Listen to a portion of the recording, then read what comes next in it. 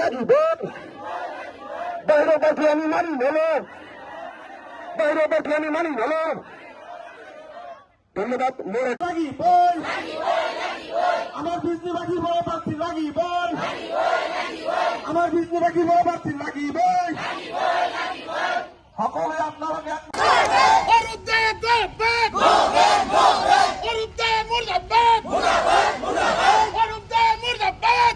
সম্পর্ক নাই কোনো আমার কার্যকর্তার লগত সুসম্পর্ক নাই ভারত মাতা কি নরেন্দ্র মোদী নীতিন নবীন দিলীপ ভাই কি জিন্দাবাদ দিলীপ ভাই কি জিন্দাবাদ বিজেপি কার্যকর্তা জিন্দাবাদ দিনে রাতি বৰষুণ ৰ'দ বৰষুণ ঝড় বৃষ্টি যি আহে সেই আমাৰ এই স্থানীয় এই তৃণমূল পৰ্যায়ৰ কাৰ্যকৰ্তাখিনিয়ে এই আমাৰ সংগঠনটো ধৰি ৰাখিছে কোনো বেলেগৰ পৰা আহি ডাঙৰ লিডাৰে আমাৰ সংগঠন ধৰি ৰাখিব পৰা নাই আপোনালোকে ধৰি ৰাখিছে ইয়াত উপস্থিত হোৱা প্ৰত্যেকজন কাৰ্যকৰ্তাই আজি আমাৰ এই সংগঠনটোক এই পৰ্যায়ত আনি উপস্থিত কৰিছে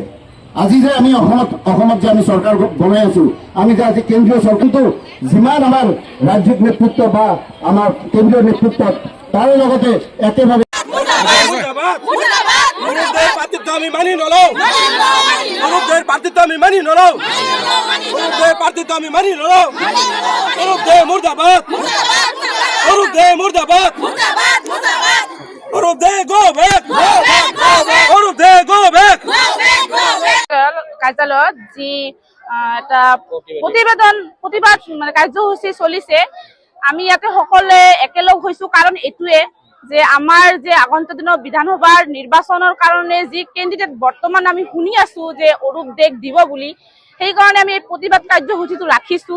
যে আমাৰ বিজনীবাসী ৰাইজক আমাৰ ইয়াতে যিমান কেণ্ডিডেট দাবীদাৰ কৰিছে সেই কেইজনৰ মাজতে আমাক প্ৰাৰ্থী লাগে আমাক যদি বাহিৰা প্ৰাৰ্থী দিয়ে আমাৰ কাৰ্যকৰ্তাই কোনোৱে কাম নকৰে এইটো খাটাং কথা হ'ল আৰু আমি বিচাৰো আমাৰ মন্ত্ৰী ডাঙৰীয়াক হিমন্ত বিশ্ব শৰ্মা ডাঙৰীয়া দিলীপ শইকীয়া ডাঙৰীয়াক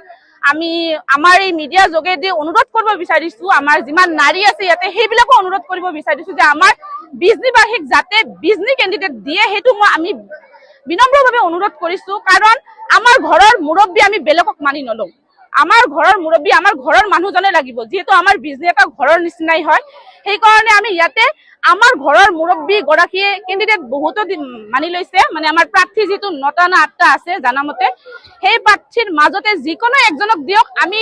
দিনে নিশাই কাম কৰি যাম কিন্তু বেলেগ মানুহ যি মানুহ আমাৰ জিলা কাৰ্যালয়ত কোনোদিন অহা নাই আমাৰ লগত লগ ধৰা নাই আমি বিজেপি কাৰ্যকৰ্তা হয় আমাৰ লগত কোনোদিন মত বিনিময় কৰা নাই সেই মানুহক আমি মানি নলওঁ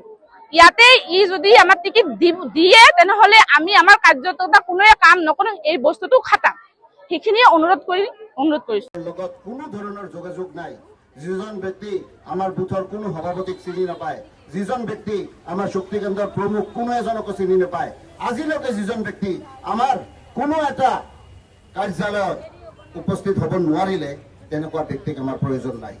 বিগত 5 বছৰ তেখেতে ইএম আছিলে কিন্তু বিজেপি ৰাইজৰ প্ৰতি তেখেতে কি দায়িত্ব পালন কৰিছে সেয়া আমি সকলোৱে অৱগত তেওঁ এটা ফুটা কৰিও দি পোৱা নাই তেওঁ এজন বিজেপি দলৰ পৰা ইএম এজন আছিলে কিন্তু বিজনী সমষ্টিত তেওঁ কি কাম কৰিলে একো কাম কৰিব পৰা নাই আজি তেখেতক ভোট লাগে আজি ৰাইজৰ তাতে যাই তেখেতে পইচা বিলাই আছে যে মোক ভোট দিয়ক মোক এটা সুযোগ দিয়ক মই আপোনালোকক বেছি সৰ্গত পৰিণত কৰি দিম আচলতে নহয় এইটো তেওঁৰ ধান্দা কাৰণ তেওঁক এতিয়া লাগে পাৱাৰ লাগে তেওঁক এতিয়া লাগে ক্ষমতা তেওঁক লাগে গাদী কাৰণ তেওঁ য'ত আছিল তাৰে পৰা মানুহখিনি তেওঁ বিতাড়িত কৰিছে তেওঁ পৰাজিত হৈছে ইয়াৰ পিছত তেওঁ ইয়াত আহি এই ধান্দা আৰু নতুনকে চলাব বিচাৰি আছে তো আপোনালোকে ইতিমধ্যে জানে আৰু আপোনালোকে কোনেও দলীয় প্ৰাৰ্থী হিচাপে আমাৰ লগত যোগাযোগ নকৰাকে আমাৰ কোনো কাৰ্যকৰ্তাৰ লগত যোগাযোগ নকৰাকে তেওঁ ওপৰে ঘূৰি ফুৰি টকাৰ জোৰত তেওঁ বিটিচিত থাকি ইমান টকা লুটিলে সেই লুটাৰ টকা লৈ তেওঁ এতিয়া প্ৰাৰ্থিত্ব প্ৰত্যাশী হৈ আছে সেইকাৰণে ৰাইজ আমি সকলোকে একেলগে হৈ ইয়াৰ প্ৰতিবাদ জনাব লাগিব যাতে আমাৰ বিজনীৰ স্থানীয় যিকোনো একজনকে প্ৰাৰ্থিত্ব প্ৰদান কৰিলে মোৰ ব্যক্তিগতভাৱেও আপত্তি নাই আশা কৰোঁ আপোনালোকৰো তাতে কোনো আপত্তি নাথাকিব। ইতিমধ্যে গম পাইছে আমাৰ উপৰোক্ত বক্তাসকলে খুব সুন্দৰভাৱে আমাক এই কথাখিনি কৈ গ'ল। গতিকে আপোনালোকক আমি সকলোৱে এইটোৱে বিচাৰো যে আমাৰ এই বিজনী সমষ্টিত আমি স্থানীয় প্ৰাৰ্থী বিচাৰো। আপোনালোকে কি কয়? আপোনালোকে স্থানীয় প্ৰাৰ্থী বিচাৰে নে নিবিচাৰে? আমাক স্থানীয় প্ৰাৰ্থী লাগিবই লাগিব। বাহিৰৰ প্ৰাৰ্থী দিব বুলি আমি এটা আনুমানিক খবৰ পাইছো বা কিছুমান পৰ্টেলত পাই আছো। তো সেই প্ৰাৰ্থীজনক যদি ইয়াতে প্ৰক্ষেপ কৰে হয়তো আমাৰ কাৰ্যকৰ্তাসকলে মানি নলয় বা আমিও মানি নলওঁ। তো গতিকে আমাৰ পৰ্যায়ক্ৰমে আলোচনা হ'ব বক্তব্যৰ মাধ্যমেৰে। এতিয়া সকলোৱে কওক, দুই হাত মুঠি কৰি একেবাৰে জোৰ কণ্ঠেৰে ক'ব যাতে হিমন্ত বিশ্ব শৰ্মা, দিলীপ শইকীয়া, নৰেন্দ্ৰ মোদী, নীতিন নবীনজিয়ে শুনিবলৈ পায়। আমাৰ এই চুবাইজাৰ সমষ্টিৰ পৰাই আমি তেওঁলোকক প্ৰতিবাদ জনাই আছো যাতে ইয়াতে আমাৰ লোকেল প্ৰাৰ্থী দিয়ে। সকলোৱে মনত ৰাখিব, ভাৰত মাতা। আমাৰ ইয়াতে খেলিব পৰা যোগ্য ব্যক্তি আছে, যোগ্য প্ৰাৰ্থী আছে যথেষ্টখিনি। আমাৰ ৰাজ্যিক নেতৃত্বলৈ আমি বিনম্ৰভাৱে আমি অনুৰোধ জনাইছো, আমাৰ ইয়াতে যি 7-8জন কেণ্ডিডেট আছে তাৰে পৰা তেখেতসকলে আমাক বাছনি কৰি দিয়ক। আমি কোনো আপত্তি নাই, আমি তেখেতৰ হৈ ধুনীয়াকে কাম কৰিম। কিন্তু আমাক এই বিতৰ্কিত নেতা অৰূপ কুমাৰ দে ডাঙৰীয়াক আমাক নালাগে। আমাৰ যি আমাৰ ওচৰ দানৱ আমাৰ বিজনেছ উৎপাত চলাই আছে, ইয়াৰ ভয়ে থকা মানুহ আপোনালোকে ইহঁতৰ প্ৰফাইল চেক কৰিব। যিসকলে ফেচবুকত আমাৰ মণ্ডল সভাপতিসকলক লাটমণ্ডল বুলি কৈছে, আমাৰ সংগঠনক তুচ্ছ-তাচ্ছিল্য কৰিছে, এওঁলোকৰ কথাত আমি ভোট নিদিওঁ, এওঁলোকৰ কথাত আমি নচলো। আমি ৰাজ্যিক নেতৃত্বক বাৰ বাৰ অনুৰোধ জনাই আছো যে আমাৰ ইয়াতে স্থানীয় নেতৃত্বক